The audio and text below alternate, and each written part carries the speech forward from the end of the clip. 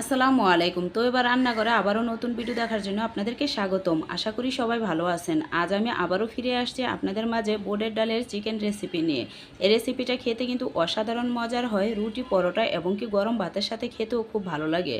দুপুরে খাওয়ার সময় যদি এরকম একটা রেসিপি থাকে তাহলে কিন্তু অনায়াসে 2 প্লেট ভাত খেয়ে নেওয়া যায়, এতটা মজার হয় এই রেসিপিটা। আশা করি আপনাদের অনেক ভালো লাগবে আর বাসায় রান্না করে খাবেন। তাহলে কি করতে হবে, ফুল ভিডিওটা দেখে আসতে হবে। তাহলে চলেন যাই দেখে আসি। প্রথমত চুলায় একটা কড়াই বসিয়ে দিয়ে দিচ্ছি হাফ কাপ সয়াবিন তেল। তার ভিতরে দিয়ে দিচ্ছি 2-3টা তেজপাতা মাঝখানটা ছিঁড়ে, আর দিচ্ছি 3 টুকরো দারচিনি, অর্ধেকটা জয়ত্রী, একটা কালো এলাচ, দিচ্ছি 3-4টা লবঙ্গ আর 10-12টা সবুজ এলাচ। এখন আমি মশলাটা তেলের সাথে কিছুক্ষণ নেড়ে ভেজে নিচ্ছি। যখন মশলা থেকে সুন্দর একটা ফ্লেভার আসবে এ পর্যায়ে দিয়ে দিচ্ছি 1 কাপ পেঁয়াজ কুচি।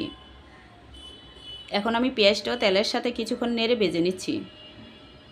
যখন পেঁয়াজটা এরকম হালকা লাল কালার চলে আসবে এ পর্যায়ে দিয়ে দিচ্ছি 2 টেবিল চামচ আদা রসুনের পেস্ট। আদা রসুন থেকে কাঁচা গন্ধটা যাওয়া পর্যন্ত এভাবে আমি নেড়ে তেলের সাথে ভেজে নিব। দিয়ে দিচ্ছি হাফ কাপ পানি, যাতে করে মশলাটা পুড়ে না যায়। এ পর্যায়ে দিয়ে দিচ্ছি 1 টেবিল চামচ ধনিয়ার গুঁড়া, হাফ টেবিল চামচ হলুদের গুঁড়া, 1 টেবিল চামচ লাল মরিচের গুঁড়া দিয়ে আমি একটু নেড়ে মিশিয়ে নিচ্ছি। তো নেড়ে নিয়ে এ পর্যায়ে দিয়ে দিচ্ছি 1 টেবিল চামচ জিরার গুঁড়া দিয়ে এখন আমি মশলাটা ভালোভাবে একটু সময় নিয়ে কষিয়ে নিব। তো মশলাটা কষিয়ে নেওয়া হয়ে গেছে। এ পর্যায়ে দিয়ে দিচ্ছি চিকেন। আমি এখানে 1 কেজি চিকেন রেগুলার সাইজ করে কেটে নিয়েছি। এখন আমি মশলার সাথে ভালোভাবে নেড়ে মিশিয়ে নিচ্ছি। এ পর্যায়ে আমি ঢাকনা দিয়ে ঢেকে 3-4 মিনিট চিকেনটা কষিয়ে নিব।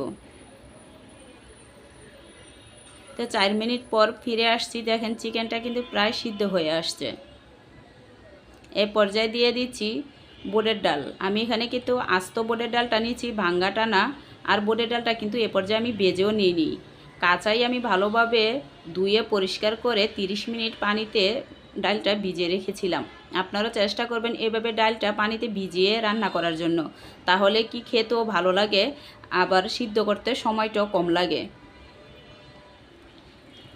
এই তো নেড়ে মিশিয়ে নিয়েছি। এ পর্যায়ে আমি 5-6 মিনিট চিকেনটা আবারও কষিয়ে নিচ্ছি। তো দেখেন চিকেনটা আমি কষিয়ে নিয়েছি, চিকেনটা কিন্তু ভালোভাবে কষিয়ে নিয়েছি। আর এ পর্যায়ে কিন্তু আমি কোনো পানি দিইনি, চিকেন থেকে যে পানিটা উঠছে সেটা দিয়েই কিন্তু আমি ভালোভাবে কষিয়ে নিয়েছি। আর বোটটাও কিন্তু ভাজা ভাজা হয়ে আসছে। এখন আমি পরিমাণ মতো পানি দিয়ে আবারও ভালোভাবে নেড়ে মিশিয়ে নিচ্ছি।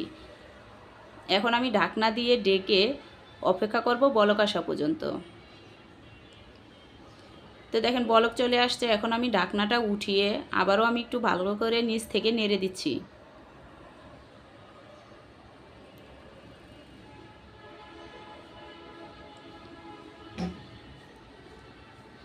তো নেড়ে দিয়ে আবারও আমি ঢাকনা দিয়ে ডেকে প্রায় 5-6 মিনিট রান্না করে নিব, বোটটা সিদ্ধ হয়ে আসা পর্যন্ত। এ পর্যায়ে কিন্তু আমি চুলার আঁচটা একেবারে লোতে রেখে দিয়েছি। তো দেখেন 6 মিনিট পর ফিরে আসছি।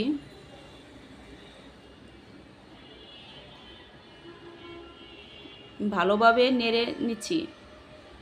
আর বোটটাও দেখেন কিন্তু সিদ্ধ হয়ে আসছে। এখন কিন্তু একেবারে গলে যায় না, একটু বাল্য বাল্য রয়েছে। এইরকমই কিন্তু বোটটা খেতে খুবই ভালো লাগে। এখন আমি ঝাল আর লবণটা দেখে নিচ্ছি।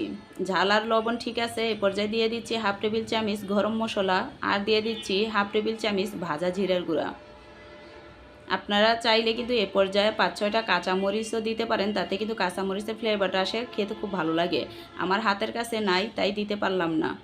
এখন আমি ভালোভাবে নেড়ে ঢাকনা দিয়ে ডেকে 10 মিনিট দমে রেখে দিব। তো দেখেন 10 মিনিট পর ফিরে আসছি। তরকারি কালারটা কতটা সুন্দর আর কতটা লোভনীয় এসেছে। এখন আমি একটা বাটিতে নিয়ে আপনাদেরকে দেখিয়ে দিচ্ছি। দেখেন কতটা সুন্দর, খেতে কিন্তু অসাধারণ মজার হয়। আপনাদের বিশ্বাস হচ্ছে না? আজই বাসায় রান্না করে খেয়ে দেখেন। আমার এই রেসিপিটা স্টেপ বাই স্টেপ ফলো করে রান্না করেন, আমি আশা করি আপনারা হতাশা হবেন না। রেসিপিটা খেতে অনেক অনেক মজার হয়। আর আপনারা রান্না করার পরে যদি ভালো লেগে থাকে তাহলে প্লিজ একটা সাবস্ক্রাইব করে পাশে থাকবেন। আজ ভিডিওটা এখানেই শেষ করতেছি। খোদা হাফেজ।